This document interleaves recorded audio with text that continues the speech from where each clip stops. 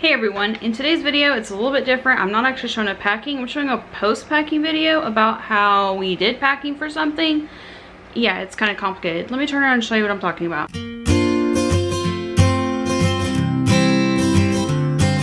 So for 4 nights, all of our teens, all of them, for the first time for 3 of them, went to a summer camp, a youth summer camp with our church. And that's why I'm now showing you now, because like they're back, there's no huge risk of like privacy or anything. While they were gone, we implemented some packing things that we've used in the past before, and some of it was stuff that like we were teaching Izzy how we did this as we went, because like she didn't grow up, you know, all of her life with the other two. They've been together for almost 2 years now, like all of our kids together for 2 years now. So like some of it was teaching her as well. So I thought, you know, this might be helpful to other people just to show how we did it, how we planned it, and how we sent 4 kids to camp for 4 nights, and just show kind of the prep work to it. So you can see we still have some of the suitcases out right here. I have another video on what we bought ahead for 2023 travel. I'll link that up here. That kind of covers like what's in this suitcase, and let me flip that over. What is now in that suitcase? I need to take that luggage tag off. But you can see right here there's this pocket that's open, and those are rolled up Ziplocs. Again, everything else is in here. You saw in the what to pack for 2020, or what to buy ahead for travel in 2023. That's what's in there. Those Ziplocs though, I left Rebecca's out. So let's talk about Rebecca's real quick. So because the kids were going to camp, where number 1, they weren't going to have their laundry done every day. Number 2, they weren't going to have me there to like help them sort out their clothes or anything. But I also wanted them to go and just have fun and just be teenagers and not stress about like, oh hey, I wanted to wear this for day 1 while we were doing this activity, and now I accidentally wore it, or I wanted to wear it on day 5 and I accidentally wore it on day 2. And I didn't want the kids to be stressing about that. I just wanted them to go to camp and have fun. So one of the things we did, and we started doing this when we went on our Disney trip, was setting aside like having the kid. Well, for Disney we picked for them depending on the itinerary, because it was we woke them up at 3:30 and left for Disney at 4 o'clock. No, we woke them at 3 and left for Disney at 3:30 in the morning. So that was different. But since then, whenever they know that we're going on a trip, they'll be like, hey, what's the itinerary for this day? And I'll tell them, and they'll put it in like a day 1. Now, the reason why we chose to do the Ziplocs this time versus, we do have packing cubes. This entire bag, I won't open it. This entire bag right here has all packing cubes in it. When we did our trip, our East Tennessee trip before camp, we did packing cubes, and the packing cubes work really well, keeps everything together. The reason why I chose Ziplocs for camp is because they're, number 1, they keep an entire outfit together. Number 2, they're waterproof. So if somebody, even if it's not my own kids, accidentally spills something on one of my kids' suitcases, the brown ones are like a fake leather. It might be real. I don't know if they're real leather or not. They're like, I think somebody told me they were fake leather, but like a vegan leather. But like the brown one, or the green one and the purple one are fabric. So my thought was, just in case something gets spilled on their suitcases when they're getting their clothes out and stuff, I don't want like their entire suitcase to be soaked. So that was the other benefit of using the Ziplocs instead. And I have all teenagers pretty much. I have one tween, but I pretty much have all teenagers, mostly adult size clothes. If you roll them and fit them just right, you can fit 1 day's outfit for like summer in a Ziploc. Now when we do winter, sometimes we'll split it up and do like winter shirt day 1, winter pants or skirt for day 2, you know, stuff like that. So the summer ones all fit in here. So what we did, like I said, there's day 1, day 2, she didn't bring back day 3, and day 4. So let me talk about one other thing. Day 1, technically day 1 is them leaving. What we do for day 1 is it is an extra outfit. That way they're definitely getting an extra outfit just in case they need it, and it will be there for any time they need it during the week. But if they are doing something where they're going to be changing for day 1, we will do that for day 1, and then we'll add an extra day. So for this, they were gone for 4 nights. So they had day 5.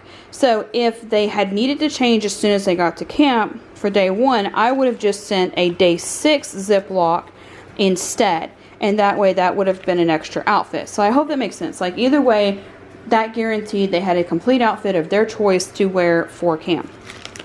And then also, like for day 5, one of the benefits was we were able to say, y'all are just basically just packing up and coming home. You can take something a little bit nicer because we're taking you all out to eat as soon as we got back. And we did. We took them out to eat as soon as they got back. So like that also allowed them to be like, hey, this is an outfit we need to set aside. Another thing that we do is, so this is the itinerary they gave us for camp this year. I'm trying to stay zoomed in, so I'm not showing other people's kids' pictures in here.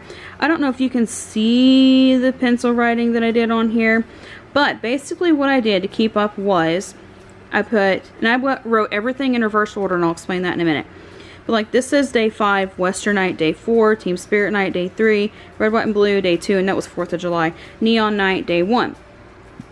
As we were packing, I had this right where I needed it. The rest of technically the tentative camp schedule didn't really affect. This right here was a huge benefit because I could say, okay, I need to pack these. So, let me go ahead and show the other side because that I can show. And then also there was a packing list right here.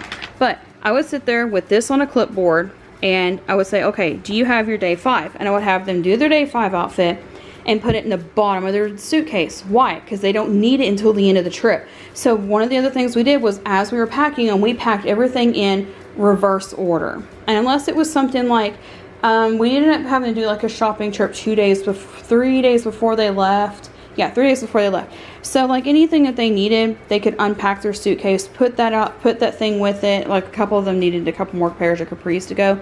So we went and got those Friday, and they were able to just unpack everything. But as they repacked it, they put day 5 in the bottom. And then like I said, the next item on here was Western night because they did theme nights every single night. I don't have the theme night ones on here.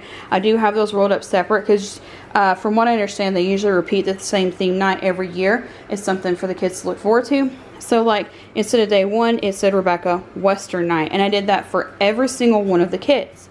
So like she would do day 5 and then her Western night and then day 4 and then her Team Spirit night and so on and so forth as they went. So that covers those. But then let's talk about some of the extra Ziplocs as well.